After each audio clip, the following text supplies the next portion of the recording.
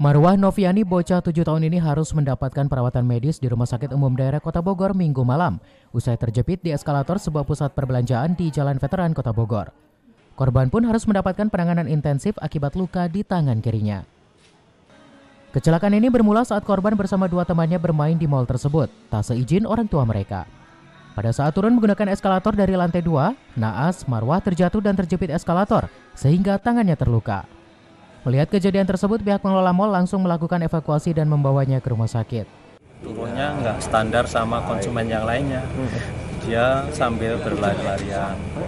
Setelah mau menginjak ke tahap akhir eskalator, terjatuh itu anak itu. Otomatis terjepit sama eskalator. Nah, posisi kita di situ juga ada cleaning service. Waktu berangkat mungkin bisa tahu? Enggak tahu saya berangkat itu.